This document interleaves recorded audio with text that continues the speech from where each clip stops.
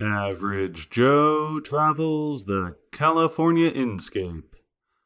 Season 6, Body Double Trouble. Episode 3, Knock on Wood. Story conceived and written by Penguin Pete Turbovich. Hubcaps jimmied by Clyde Wrenn and Dodge Zelko. Featuring the vocal stylings of This Is Signal, with Asher Ephraim as Spanky. It was another miserable night at the Umpire Hotel, which managed to be both cold enough that you wanted to sleep in a sweater and humid enough that you'd wake up drowning in the sweat. The giant buzzing neon sign outside provided illumination so I could keep an eye on the roaches trundling around my nightstand. This time, my nightmares weren't about snakes, but about Anne. She had changed somehow, like she had become the Mrs. Hyde version of herself. She pointed a wand at me and said she could no longer trust me. Then she said, "Joe, wake up." But that wasn't my dream. I sat up groggily and mumbled acknowledgement. She was knocking on my door. Her voice came through. "Good morning, Joe. I'm taking a cab over to Slater Hospital. Come meet me there when you catch up." I responded, "But milady, 'tis the witching hour." Ha ha, Joe. Wisecracking as always. See you there. That was the wrong answer. Therefore, this was not Anne. I listened as Not Anne's shoes trotted away.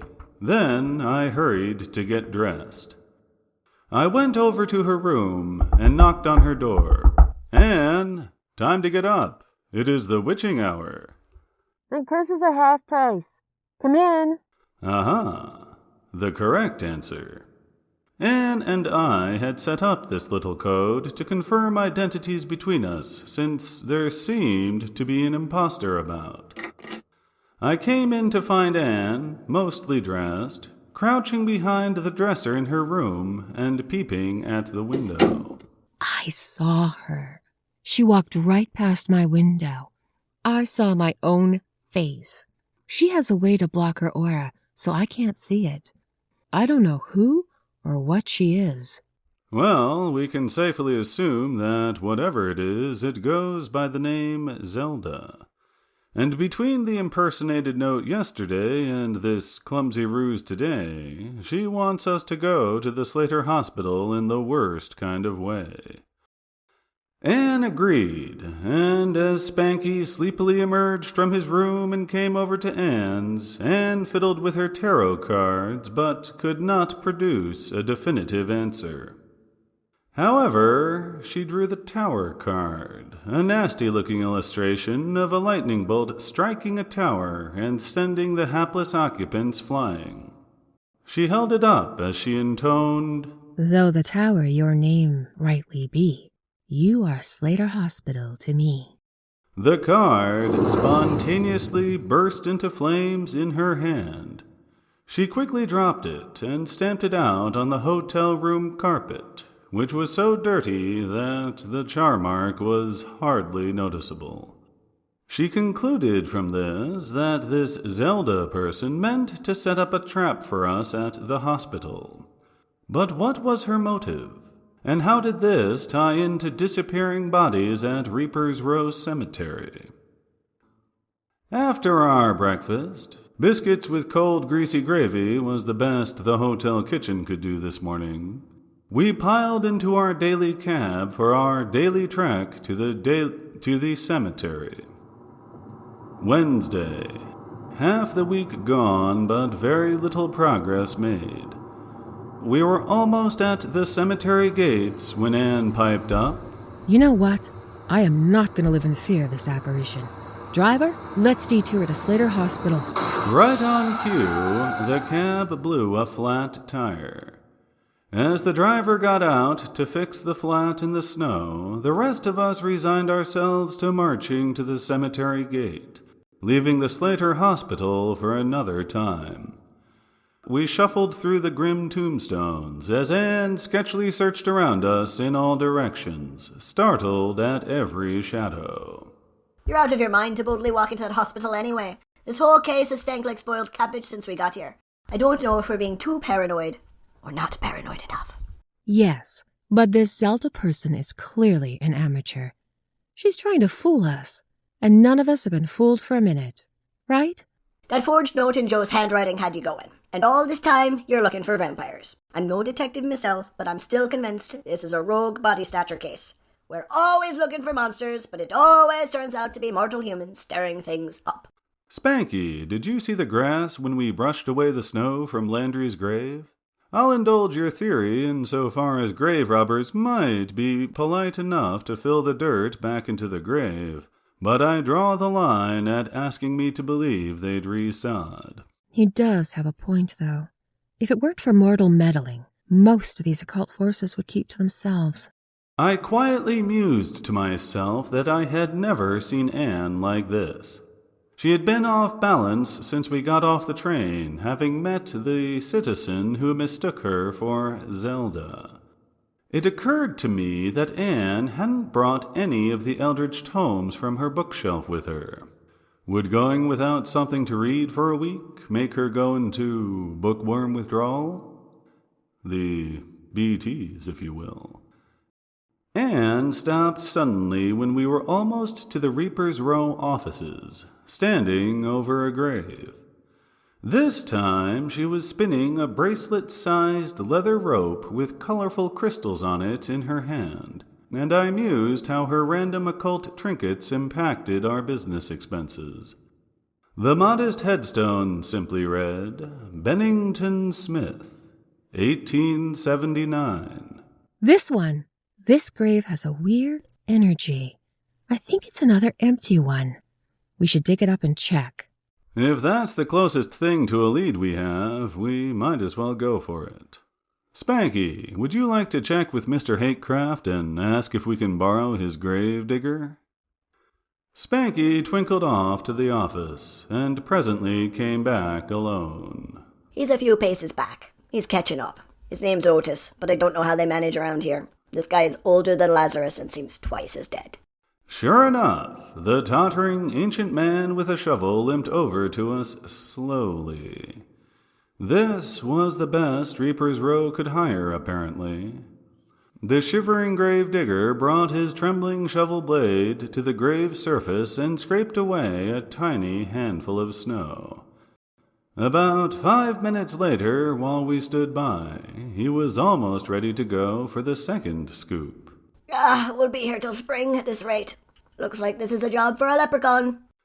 Spanky pulled his pickaxe from his belt. Can't believe I hadn't noticed that. And jumped in to help the gravedigger with the excavation. His experience with mining came in handy. Spanky moved most of the dirt while politely staying out of the gravedigger's way. It still took us a couple of hours, but we made our way down to the coffin. Spanky and I tugged at the handles on the side, but it was too heavy to move. Bloody thing isn't empty. Hey, Anne, we got an occupant here. Spanky made light of the situation and knocked on the mahogany lid. Knock, knock. Anybody home? And from inside came an answering knock. Goodness, that is an unusually responsive corpse. One side, Spanky. Let's crack this open and see what our crackerjack prize is. No daylight, please, no light. Oh, a corpse that doesn't like daylight, eh? I wonder if you'd like to freshen up with a little garlic. I rustled through the bag of garlic from my trench coat pocket and held it up. Get that out of my face! So disgusting! What do you want from me? We've been trying to contact you about your automobile's extended warranty. What are you doing digging up the undead? So, are you a vampire? No, I'm a unicorn. Yes, I'm a vampire. What does a body have to do to get a few decades peaceful sleep around here? We have a few questions of our own. The cemetery you're in is missing several bodies, and there's only one thing we can think of that makes dead bodies rise again. Vampire bites. I have nothing to do with it. I haven't disturbed anybody here. I was just trying to hibernate. Anne and I both have considerable experience with vampires. They have their own rules and code of conduct. His returned knock was his implied invitation for us to visit with him, and he was now honor-bound to be truthful by interspecies convention. I glanced up from inside the exhumed grave at Anne. She nodded, confirming that the story checked out. From nearby, I could hear snoring. Otis the gravedigger, for 'twas his name, exhausted from his meager contribution, had passed out leaning on a tombstone. Wait a minute. That Haycraft fellow said this was consecrated ground. How could a vampire be here then? I've seen these priests do their blessings. They mutter some Latin incantations, and they dribble holy water around. They can easily miss a spot. Besides, consecration only prevents new vampires from rising. Oh, so, Mr. Bennington Smith, you were just here for a nap. Oh no! We have ourselves buried all the time, just hoping somebody digs us up to invite us to a campfire sing-along. Will you put me back now? I was expecting to wake up. What year is it? The year of our Lord 1950, my undead friend. I have had enough of the 20th century and it's only half over. Fair enough. I have too. We'll get you reburied and be on our way. Nighty-night. Well, there goes our vampire theory. Will somebody explain what's going on? Why aren't we just staking him first, just to be sure? Vampires actually do this all the time.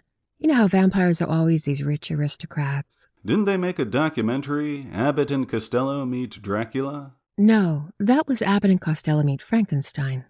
So what vampires do when they're down to the last of their fortune, they buy up stocks or bonds or some kind of investment, store it in a safety deposit box, and then go out and fake their own death, which is pretty easy to do when you have no pulse.